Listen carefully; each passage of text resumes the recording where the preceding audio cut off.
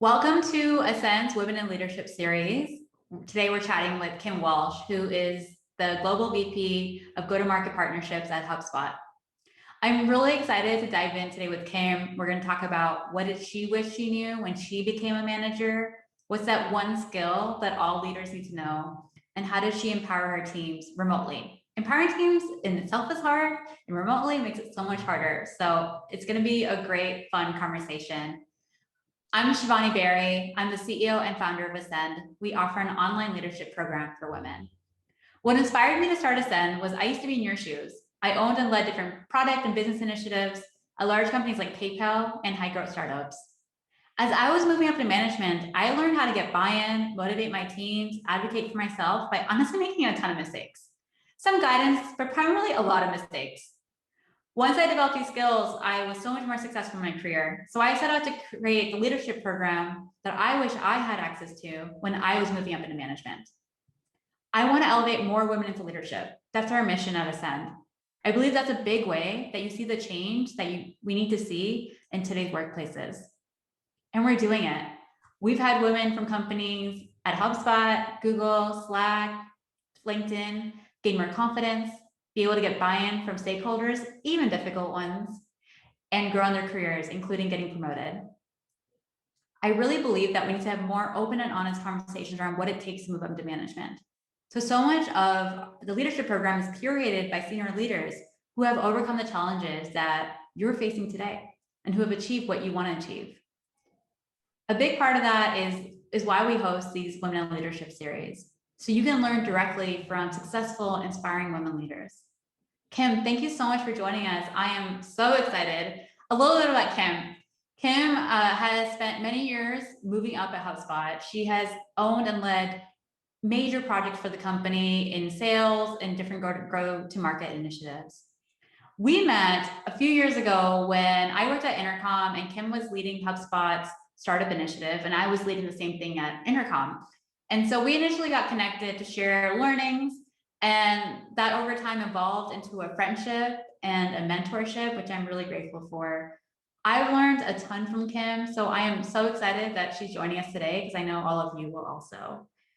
So today Kim and I are going to chat for about 30-40 minutes around topics that are on all of our minds. Then we'll jump into Q&A. So as we go through the conversation, if you have questions, feel free to click on the Q&A icon that is in the bottom right of your Zoom screen to add or upload any questions. We also want this to be super valuable and fun for you. So if anything resonates, throw that into the chat, let us know. And reminder to just change the setting to panelists and attendees when you're responding there. With that, let's dive in. Thanks so much, Kim, for joining us. Thanks, Shivani. Thanks for having me. Yeah, perfect. Okay, well, let's start at the beginning. Okay. So let's talk about when you first moved into management. What was that transition like for you? What did you wish you would known earlier? Oh, it's such a good question. And I would say so much, and I'm still learning so much, right? So I think the biggest thing is shifting from, oftentimes the top individual contributor, or I was really good at hitting my number, translates into, well, I think I'm going to be a good manager, or I think I'm going to be a good leader. People seem to ask me a lot of questions in my individual contributor role.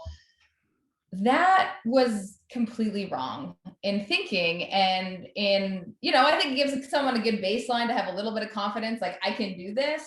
But what was really interesting really quickly is you have to shift from this, me conversation and me self-thinking to completely put that on its head and say, what can I do for others? And it's never about you, and it's always about them.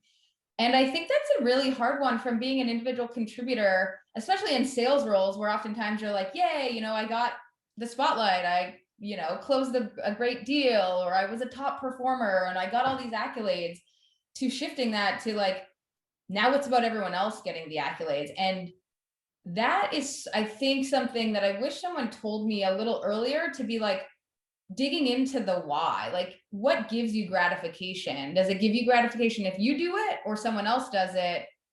And I don't think there's a right answer early on, but I think in leadership, it's very, very clear that it is about the other people. Yeah, definitely. I remember I also, when I moved up into leadership, before that, I always thought management was really glamorous. Like, Yeah. you get there and you're just like done. You just like can tell people what to do. Not that I like was trying to just like tell people what to do, but it just felt like very defined. And then it was when I moved into leadership, I realized how messy it actually is.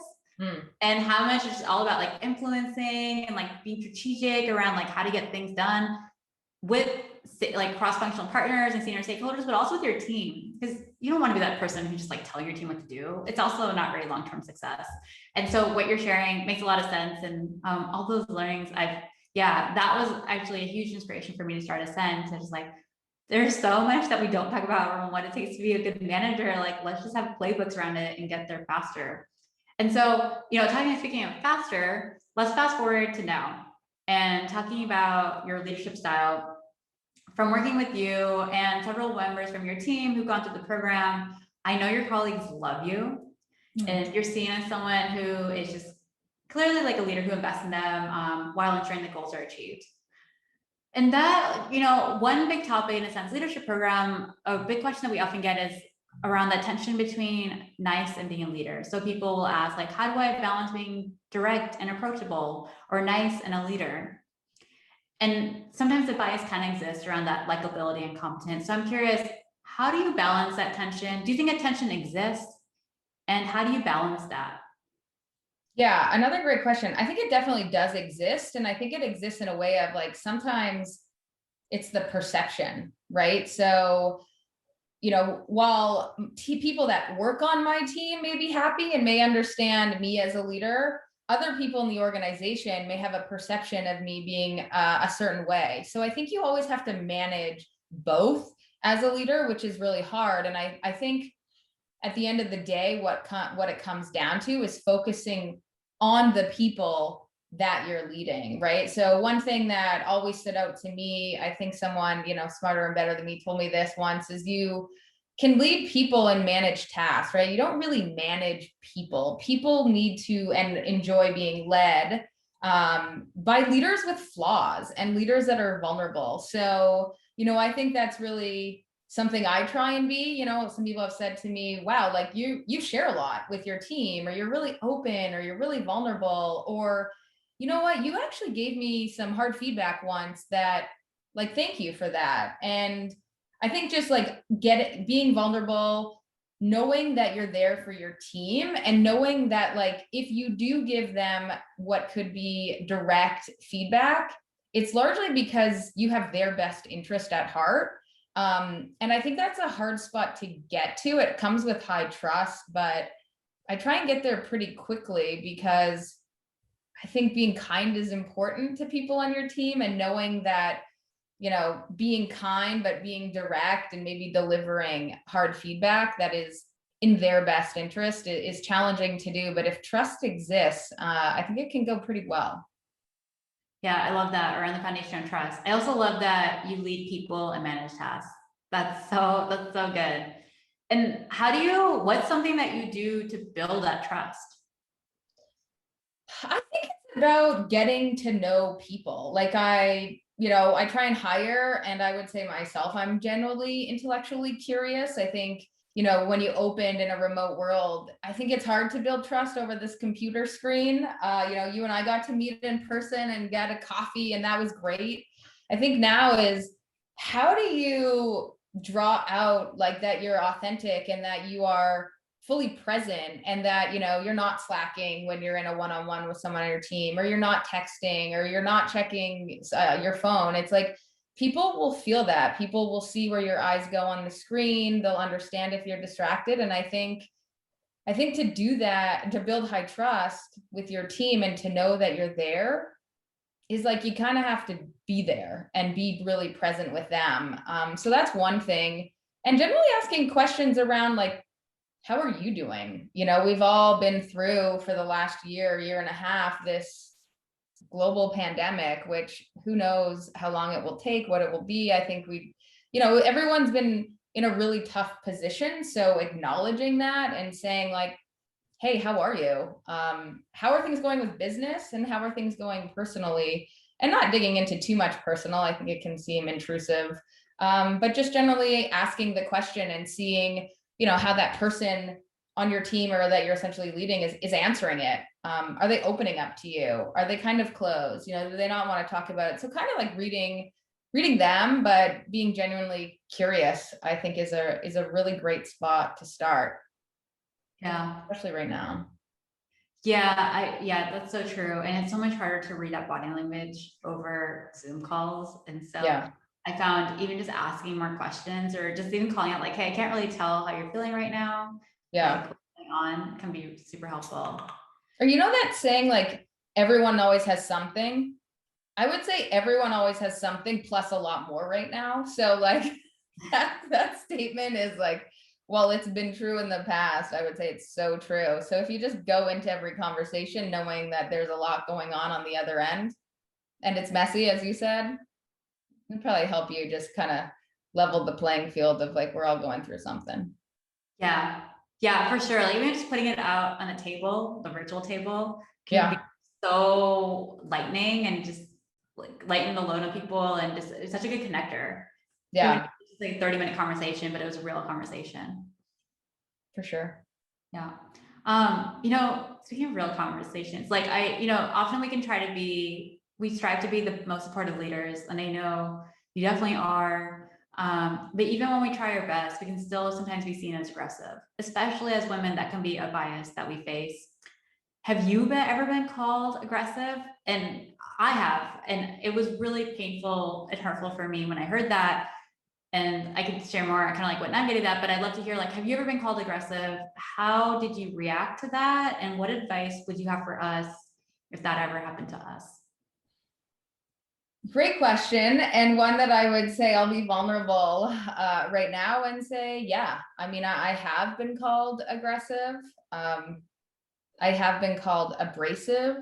I also have been called assertive. So take one of those three words and, maybe assertive is a little bit more positive. But I think the word abrasive or the word aggressive is really hurtful. And I think I will say to women, I don't think you should say it to anyone, but I think when we hear it for some reason, it kind of just hits at a really like spot that like pulls on the heartstrings of, and one thing like, around International Women's Day, I always find it really inspirational that people share, like for all the women out there who've been called aggressive or abrasive, like keep going, like that's how I feel. And it just feels so good to know that there's this, community out there that we're all in the same camp. But I think it comes back to like what we were talking about before is like the perception of you may be abrasive, the perception of you may be aggressive. So what do you do with that? I think, or in the conversation, the other piece of advice I recently got was, how do you think you made that person feel on the other end when they called you aggressive? And what's interesting to me is at times I could be defensive about, well, you called me aggressive. I'm not aggressive. But when you actually think about it of like, okay, how did I make that person feel?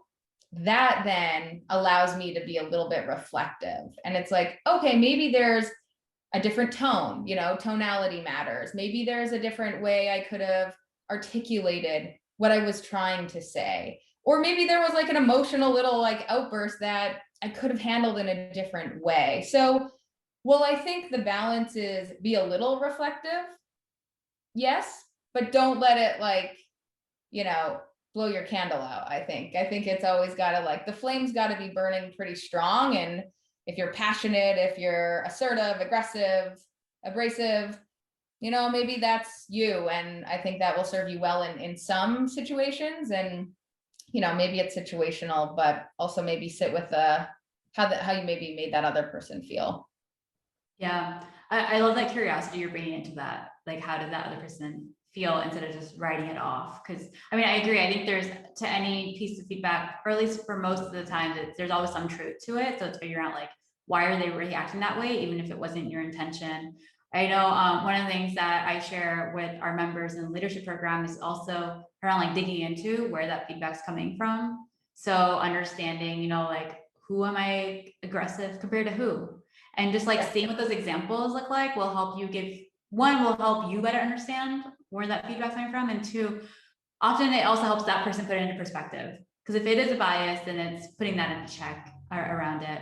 But thank you for sharing that. I know that's not easy. I still feel uncomfortable sometimes, like thinking back to the moment when that happened to me and just feeling hurtful. I'm like, that wasn't my intention at all. Yeah, right. I think you nailed it. I think it's not the intention, but even if we sit with it a little bit and, kind of, I believe everyone's a work in progress, or, give people the benefit of the doubt or assume best intent. All those things are easy to say, but if we can sit with it for a little while and then move on and, continue being who we are. Yeah, definitely. A big part of, we talked a lot about your leadership style and how you come across. A big part of leadership is also to rally stakeholders and to block and tackle for our teams. What are a couple strategies that you use to drive that alignment, to get people excited about your ideas with stakeholders, especially how do you do it in a remote environment? What advice do you have for us around this? So this one is a fun one for me because I feel like I can speak to it in a lesson of like, what could I do better? Or in hindsight, I would say largely a couple of the programs or the business units that I've built over time, largely have been successful because I was able to, yes, rally around people, but essentially like be a great entrepreneur and like find a way to get it done. And in hindsight, or maybe, in thinking about it, like, could you do something differently? I think enrolling people and bringing people along with you is probably the best way. Sometimes I think you have to be resourceful and find a way to get it done. But I would just say, like, in learning by doing, or in learning maybe by doing something wrong, it's always better if you can enroll people in the idea, enroll people in your vision, and bring them along with you for the journey. I think there are some great leaders I have had exposure to that do that really well. And one of them, I asked the question of like, wow, you just came into a really large company and you were able to enroll everyone in this vision really quickly. And her response to me was, Kim, I didn't really do anything. The answer was with you guys. And all I did was listen. I listened. I was able to like put an operational framework around how to execute and how to get it done. But the employees, the people, you guys all living and breathing the work every day had the answers. And I was able to come in as a new leader with a fresh new perspective. But it was fascinating to see this leader just enrolled everyone in the vision so quickly. So I would say I'm not an expert in it. I've definitely failed at times. But I would say if you can do that, like if you could actively listen to what people are telling you, pass down clarity, package it up in a really great way to execute, to keep it simple, to get it done. That's how I have seen great leaders get something done. So you don't have to like bulldoze your way or find a way, but you can bring people along, and by listening and by repackaging. So it's a little bit more of like passing down what I see as opposed to like, have I done it myself that well? Probably Yeah. not that well. It sounds like that's what you're employing now. And I love that call out around, it's packaging it. You don't have to have the best idea in the room. It's around how can you rally the team to execute on the best idea. Yeah. And like putting the team, understanding the team's strengths and weaknesses and like putting them on the right task or initiative that that they're enrolling or they're raising their hand, like, be like, who wants to do this? And it's like, I want to do it. Like, that's the best way when you have people raising their hand to help you along the way. Yeah, for sure. And I've also found that when you have that opt-in, when problems start happening on projects, which are just normal, problems happen, those people are more committed to the project. They're not throwing you under the bus, or, they feel invested, they have a stake in the ground, and it just leads to a better outcome for everybody. Totally. And I would say like, it's so situational though, right? Because like as an employee, you have to kind of like enroll people, manage people. As a leader inside of a company, one could argue maybe a great CEO characteristic would be that you are the one that is allowed to be a little irrational in your company. You are the one who's able to like push people to come on this big mission with you, that you're a little wild about it, So I would just caveat it by like, I think it really depends the situation that you're in. So maybe a little bit of doing a good job at that is understanding, like, what is my role right now and what type of person or leader do I need to be in order to get people bought into this vision? Like, is it my company and I get to do it? Is it someone else's company? Did you take over from someone else's idea? Are you giving them a lot of credit? I think it just, just caveat by saying, I think it really depends on what the situation is. Yeah. No, that sounds good. And, you talked about how you've learned how to get buy-in by making a lot of mistakes. When do you think we should start developing these skills? And how would you have done it in hindsight? I think the way that we work today is fundamentally a lot more collaborative, especially in a remote world. I don't see too much working in silos, but that could be a little bit. I'm in a bigger company now, but I get is the super collaborator is one that I just see everyone gravitate to. They tend to have really great careers. People love working with them. Communities are small. People are like, yeah, that person's a great person to work with. Like, I would kind of say, maybe this is learning a little bit in failure. Like, well, I wouldn't say that much failure, because like I was definitely on teams growing up and like super a team player. But I think things get done in teams. It's sort of that saying around like, if you want to go fast, go alone. If you want to go far, go together. I open up a lot of my presentations internally that way. I really believe in that. I love working with people as opposed to getting things done on my own. But, I do acknowledge that sometimes it's hard if you have to sort of do like death by committee decision making. Sometimes you just want to get something done pretty quickly. But again, it's kind of better to slow down and bring the people and bring everyone with you along the way. Yeah, definitely. And I think it's making those trade-offs around like, when do you need to get everyone's buy-in in the room, that committee that you're referring to, versus like, when do you just need to get one person's buy-in and then just move on instead of trying to get everyone aligned? Yeah.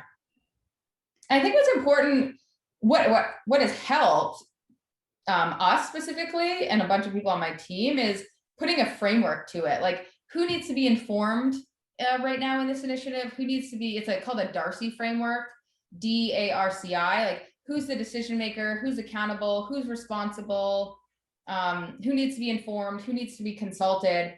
And like those frameworks I find useful as a good self-reflection to say like, hey, if I'm trying to get this initiative across the line or move it forward, like, who are all these components and who are all these people?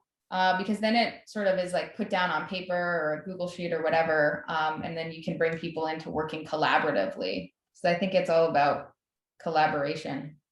Yeah. No, that makes a lot of sense. And as we're talking about collaboration, one of the people that's difficult to collaborate with are difficult stakeholders, especially dominant personalities, people who don't take our ideas seriously, don't respect what we have to bring to the table. I'm sure you've had to navigate these kind of situations a ton. So what advice would you have for us? What are a couple strategies that you use to work with difficult stakeholders? Whew. I mean, I remember really early on sometimes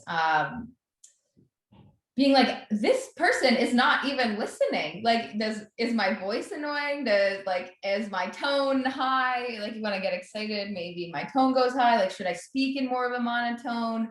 What's going on? This person is like sitting with their legs up on the table. I'm like, whoo, I got almost offended at times, being like, I am not being heard.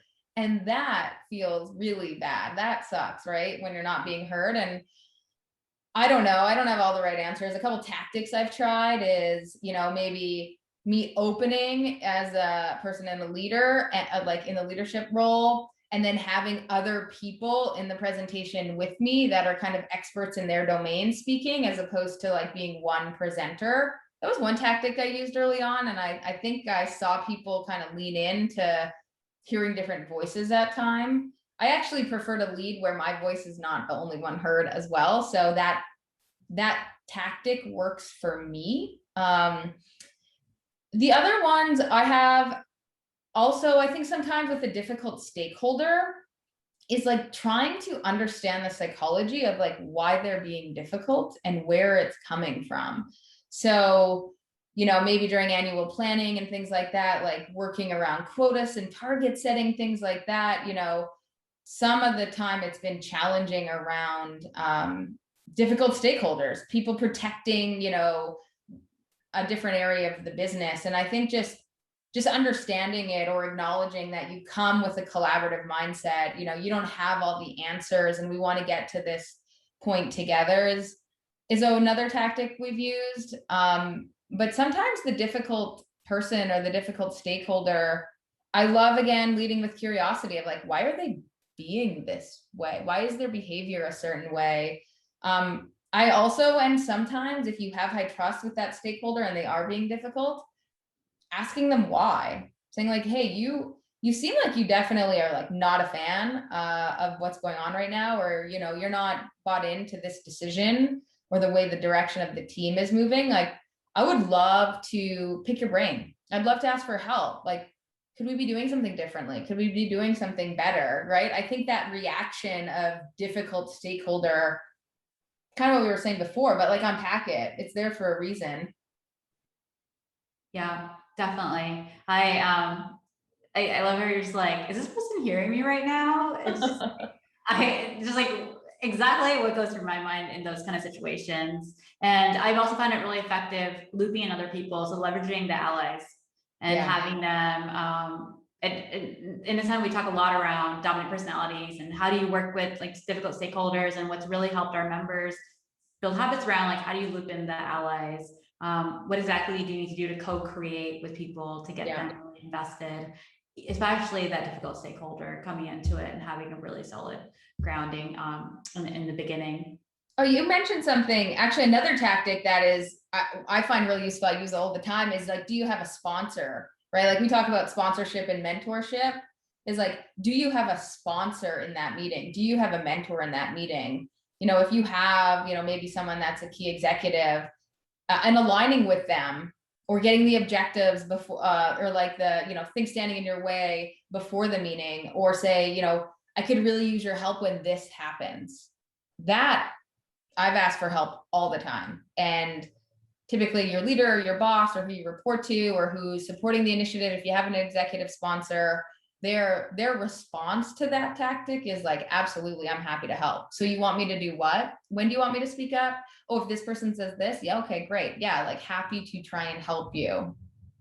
Yes, for sure. I think sometimes people shy away from asking, or they just don't even think about it, but people are busy. Your execs want to help you if they believe in that idea, but you have to like walk them through step by step of it.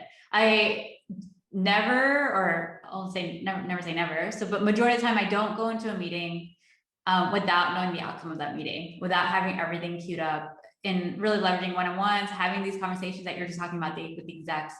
So great tip. Thanks for sharing that. No problem. Thanks for prompting it. I just remembered. Yeah. Teamwork. You go far when you're together. Bad joke. So, one thing I'd love to talk about is we often celebrate success, but we don't really talk about failures. In reality, every success has a bunch of mistakes and failures behind it. So we'd love to learn, what's one failure that you've had and what have you learned from it? Well, I've definitely had more than one failure, and I was thinking about that. And I think for me personally, like I've had a lot of failure in the sense of I always tried to go on this entrepreneurial journey. So I've tried to start 6 companies. 4 of them have failed. Companies inside of HubSpot or divisions within inside of HubSpot that I've started have gone on to be successful. But, I essentially have like a 60 to 70% failure rate on, for some reason or another, businesses that I've tried to start. And I think it's really interesting to look at like where that rejection or where that failure led you to. It's sort of like one door closes and a different one opened, and just being okay with the path that you're on. I think that's hard at times for ambitious people, but knowing that failure leads you somewhere. And I try and just be okay with the failure, and not let it define who you are, and then like just be resilient. I think resiliency is probably the greatest characteristics that humans have. And I think I'm seeing it right now, like humans are resilient, people are resilient. How can we continue to just learn from the failure and be okay with it and move on. So I guess I'm kind of like proud to say I have like a 66% failure rate. Maybe one day I won't, but it's not, it won't slow me down, hopefully, or else that'll be my biggest failure of all. I mean, it feels like you just learned a lot from the, and I'd say like, failures are so common that I think that makes so much sense. And given all that you have accomplished and just how impressive just all your results and kind of growth has been, it just speaks to, it helps show how normal failure is. And it's okay, you can still succeed even with it. Yeah, and like failure is, it's hard in the moment, but like after time, it starts to like kind of make sense. Like, for example, I started an app around my mom and my dad were really sick. And I was like, oh, I'm going to go create this app.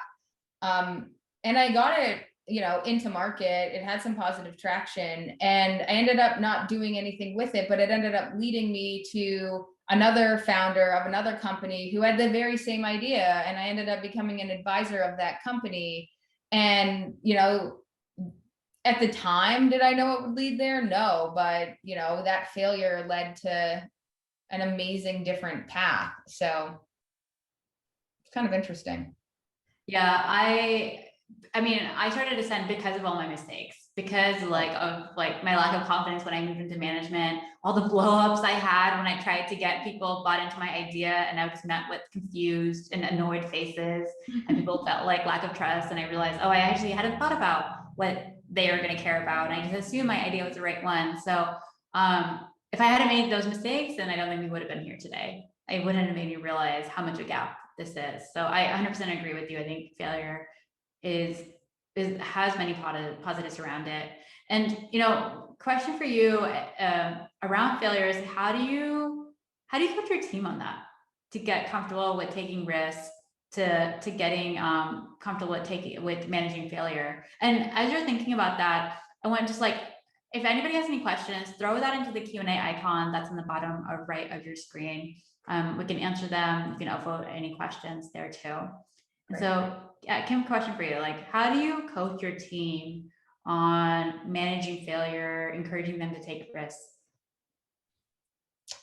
Well, I'm fortunate enough to work at a company that I feel like is pretty innovative and encourages entrepreneurship and encourages, innovation. So, I would say we're a team that doesn't have a lack of idea. I think where we need to understand is like, how do we focus and prioritize what we're going to do? So I think that environment and that culture creates almost this, like, what could we do if we knew we weren't going to fail type mentality. So, every idea is a good idea, but it's an idea. So how do you like kind of check your idea to make sure that we're not just like this idea culture and not an execution culture? But I think it's just fostering that. So I don't think, and I think what's interesting is over time, I've seen companies kind of understand, like, it's kind of interesting. It's a balance of like, you have to get good at saying no, but in order to create like an environment where people aren't scared to fail, you also have to create an environment where people say yes. So, there are times where I've seen at companies where people feel empowered in their roles to say no. And then it's just like, okay, well, everyone's saying no, right? So that is like really scary. So then I've seen great leaders come in and acknowledge that it's a culture where essentially people are saying no because the fear of the outcome is unknown. And like, why would we do that? Or another comment I've seen, or a comment I recently made, or I see sometimes, is like, people talk themselves out of doing something before they even know if it's going to work. So I think that's by nature of being in sales, is like, you get a ton of no's, let's just try it. Like, how do we know it's not going to work? If you do like analysis by paralysis before you get something out there, all of that, the analysis by paralysis is like fear-led. So I think a leader's job is like, do you have a culture of saying no? You have to say no in the right things, because you have to manage your time appropriately. And is your team doing that? And are you empowering them to do that? But also, like, are people feeling like they have this psychological safe spot? They have innovation. They're hired with a fresh new perspective to bring a new idea to the table. or make something better. Those are a lot of the things I try and tell people that we value and we care a lot about. And I work for a company that cares a lot about that, which is, why so many people have been there for so long. So I kind of look at like the intangibles of it all, of like, what does this look and feel like? And are people operating in a world where like, it's okay to fail, or they're not scared of it, or you're not talking yourselves out of doing something before even trying it. Ooh, that one really like gets me. Yeah, I think people often, it's this black hole where it's like you don't even think about what that worst case scenario is, but people just create something really big in their mind. And then I always coach on like, just think about the worst case scenario. Because usually when you have to think about it, it's actually not that big of a deal. Yeah. You're not gonna get fired. You're not gonna, like, the company's not gonna lose all this money. In reality, it's like not gonna be that big of a deal, and just move forward with it then. Absolutely. And there's a cool exercise that I think a bunch of people do, which is like understanding and doing an exercise around what could go wrong, so that if it does go wrong, you're a little bit more prepared. Yeah. But making sure that exercise doesn't actually kick off, like make sure that the initiative doesn't start. Yeah, for sure. I love that. So last question for you is, what piece of career advice would you have for us? Well, I would say thank you for starting Ascend. I love what you're doing. It's near and dear to my heart. So I would say thank you, Shivani, for going out there and trying to make women's lives a little easier, a little better. I think we're all talented and we all have ambitions, and we should be ambitious. And we should understand that. I think during this time, it's hard to be, a mom, a working female. Women have been hit, unfortunately, pretty disproportionately in this pandemic. So I would say, like, thank you for bringing us back up. Thank you for inspiring us every day. Thank you for giving us the tools that we need to be a little bit better. So my advice would be, continue on your journeys, and hopefully by the nature of Ascend and by the nature of what we all try and do, is that there'll be more women in leadership positions. Because I feel like companies that have women in leadership positions, I think are going to be better. And I would love to help, change the numbers, put more of us there.